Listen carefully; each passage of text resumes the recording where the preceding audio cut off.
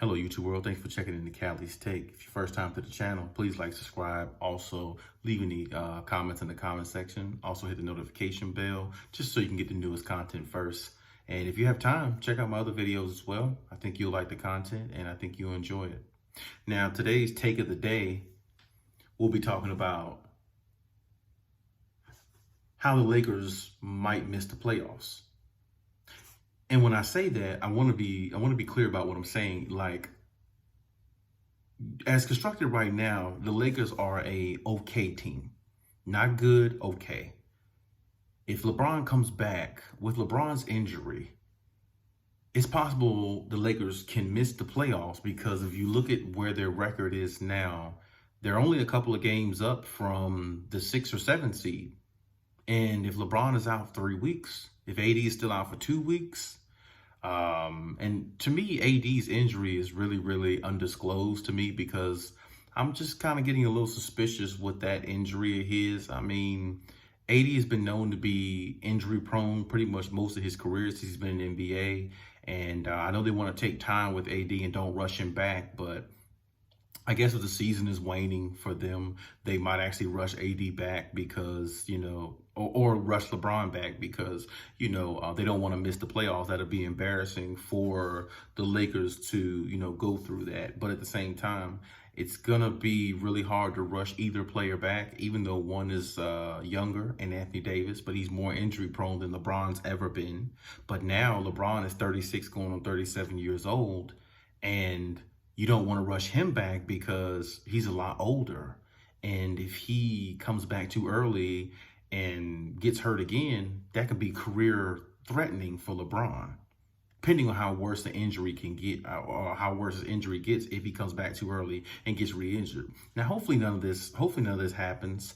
I'm just looking at the scenarios in its entirety. They definitely could miss the playoffs. It's definitely possible because, like I said, without LeBron and AD on the floor playing together, with the chemistry of the guys that they have now constructed, I think it would be hard for them to make it to the playoffs. If they're injured or if both of them are not on the floor at the same time and they don't make a run. Now, I will say this too, even if the Lakers do make the playoffs as constructed, I don't think they can win the championship. And that's simply because, unless they make a trade as far as another big man in the paint, like Andre Drummond, hint, hint, I don't see them going far because, like I said, you're missing the JaVale McGee and the Dwight Howard loss was really huge for them. But now when you think about it, so was the Rajon Rondo issue. When they lost Rajon Rondo, now they don't have that solidified person coming off the bench that can control the game, keep everything in motion how it's supposed to be. So LeBron can sit down and rest and, rest of the fourth quarter to come back and close the game out. So when you look at the Lakers as constructed, I don't really like betting against LeBron because I know how great LeBron has been. I know how great he still is. But at the same time, if he's not healthy, if he's not right, if he's only 60% coming back early, in which they might actually have to push him to do that pending upon the record that they have or how many games they might lose in a row. Hopefully if they could probably go maybe, I say out of the next 10 games, if they can go 5-5 or 4-6, that's not too bad. That won't be too awfully bad, but it just depends where they fall in the seeding category. Because like I said, from seeding 2 to 5 and 3 to 6, it's only a couple of games gap. It's not like it's a 10-game gap where the Lakers can afford to lose like 6 or 7. Okay, and we're good. We're back in the hunt. We're okay. No harm, no foul. Not the case in the Western Conference. The Western Conference is loaded this year. And the fact that it's loaded, every game counts, especially now, of course, in the second half of the season. So I expect something to be done about that.